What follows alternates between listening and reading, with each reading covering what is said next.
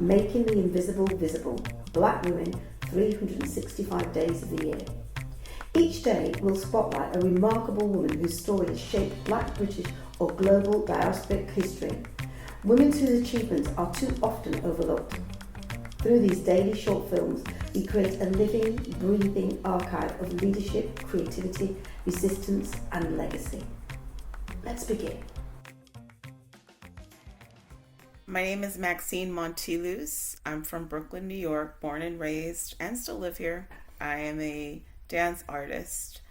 I create work to speak to people, enlighten them, inform them, and also make them curious about different issues and topics that affect us all. And I firmly believe that's my purpose as an artist. Part of it.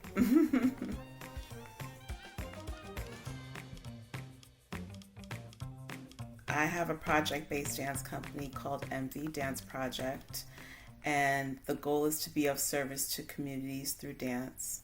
And so in addition to creating works that touch upon issues that I feel are important to talk about, I also aim to educate others, not through like the traditional dance classes and workshops, as well as the works that we create. I'm also a dance educator, and so I'm always looking for ways to enhance my practice there in terms of how I can break down material to reach others and have them enjoy dance, but also be informed by the art form and feel a sense of release, a sense of joy. It's so funny, just the other day I had a conversation with a friend where she told me that my work seems to be leaning more towards dance theater because it's increasingly not just choreography. There's usually text, poetry, video, song. I incorporate other elements. Movement is the definite base, but I am open to using other mediums to tell stories as well. Pull a lot of information and inspiration from my Haitian heritage. I'm first generation American. My parents are from Haiti and they migrated to New York in the 1970s. And for me, my cultural heritage is a never-ending source of inspiration and material. Even the name of my company, MV Dance Project, MV stands for the initials of my grandmothers, Marie Maxine Montilus and Veli Pierre. And they serve as inspirations to me because they each serviced others in their own way. Maxine built a community in Lakou, Haiti, where she was always providing for others, and they in turn provided for her. And my other grandmother, who was my maternal grandmother who helped raise me, she was a healer. And I have memories from childhood of people coming to the house all the time for her various treatments. And so they lived different lives in many respects, but they were always in service to the communities around them. And so I aim to do that through movement, whether it's be through, classes, workshops, or, through the choreography I create and that sort of thing.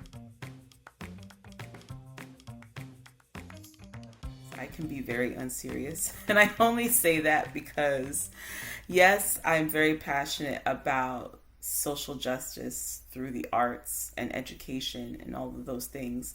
Those are the serious elements of me, but I always have humor in everything I do because it's just who I am, but also I think it provides much needed uplift in the work that I do. Not to say that I never know when to switch it on or off when there's a really serious situation that comes up, but I find that humor allows me to find joy even in difficult moments. And it's funny because my sisters are like that. We can't stay serious for too long, and we often exhibit humor at times people don't expect it. But I find that the way I move in the world, people enjoy the levity I can bring to a space with my humor. And like I said, I know when to be more serious and when to be more grounded and everything like that. But I find that always carrying humor with me allows me to find joy. And, time is a resource we don't get back. So if you lose opportunities to find joy, I think you're wasting time.